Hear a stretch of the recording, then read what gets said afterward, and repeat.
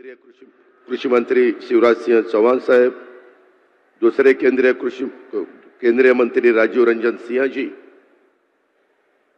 देवेंद्र फडणवीस जी, राज्याचे उपमुख्यमंत्री, उपस्थित सर्व सन्माननीय लोकप्रतिनिधी, आपले पालकमंत्री संजय राठोड, माझ्या वाशिम, यवतमाळ आणि महाराष्ट्राच्या कानाकोपऱ्यातून आलेले सगळे माझे बांधव, माझ्या मायमाऊली, बंधू भगिनींनो आणि तरुण मित्रांनो, बंजारा समाजाच्या दृष्टीनं आज अत्यंत महत्त्वाचा दिवस आहे.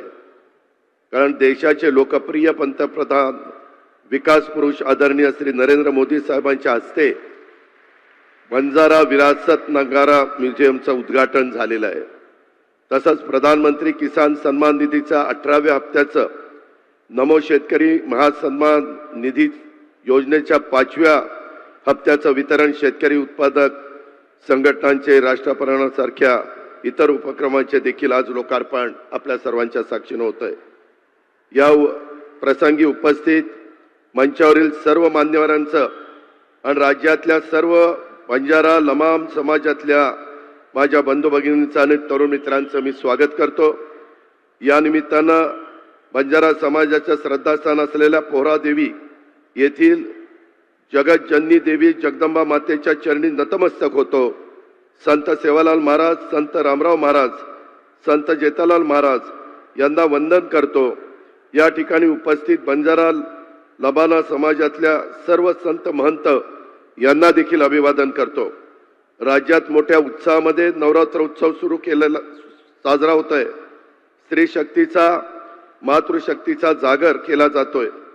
या निमित्तानं राज्यातल्या 3.5 शक्तिपीठांना कर्तृत्ववान स्त्री शक्तीला वंदन करतो. सर्व देवी भक्तांना नवरात्र उत्सवाच्या शुभेच्छा देखील देतो.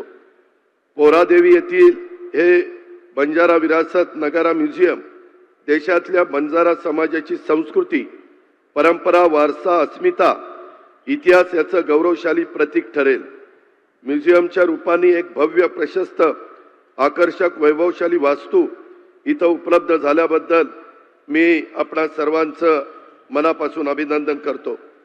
मित्रांनो, अतिशय उत्कृष्ट वास्तुकलेचा नमुना असणाऱ्या या म्युझियममधून निसर्ग पूजक लढवय्या बंजारा समाजाच्या वैशिष्ट्यपूर्ण संस्कृतीचं, परंपरांचं सर्वांना दर्शन घडेल असा मला विश्वास आहे.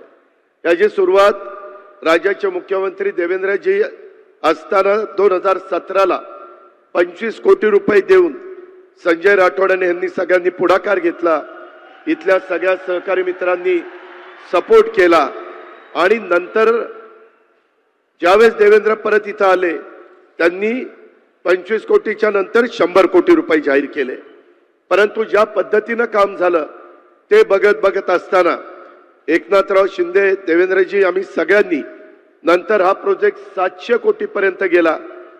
पैशाला महत्व नाही, पण ज्या दर्जाचं काम झालेलं आहे त्याबद्दल मी एकनाथराव शिंदेजी, देवेंद्र फडणवीसजी, संजय राठोडजी आणि जे कॉन्ट्रॅक्टर आहेत, जे आर्किटेक्ट आहे आणि आपण सगळे सहकारी यांचं मनापासून अभिनंदन करतो. महाराष्ट्रातल्या प्रत्येक व्यक्तीने एकदा का येऊन इथं दर्शन घ्यावं, इथलं म्युझियम बघावं. एवढं देखणं म्युझियम आज या ठिकाणी झालेलं आहे. ते सर्व देशामध्ये लोकप्रिय झाल्याशिवाय राहणार नाही. माझी आपल्याला विनंती आहे, आपण शिस्तीचे भोगते आहोत. आल्यानंतर आपण जरा खुर्च्यावर उभा होता हे बरोबर नाही. आपण शिस्त पाळली पाहिजे. देशाचे पंतप्रधान आज 140 कोटी जनतेचं नेतृत्व करतायत. ते आपल्याकडे आलेले आहेत. आपण त्यांचा आदर ठेवला पाहिजे. आपण त्यांचा त्या ठिकाणी सन्मान ठेवला पाहिजे. आणि आज हे काम चाललेलं आहे. मंदिराचं काम देखील पूर्ण होईल.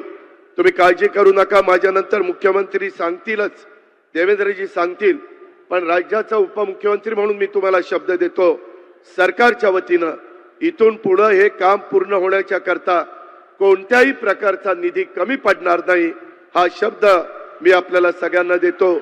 राज्यामध्ये अनेक कामं होतात, परंतु इतका उत्कृष्ट कामाचा नमुना मलाही ते पाहिल्यानंतर मनापासूनचा आनंद वाटला.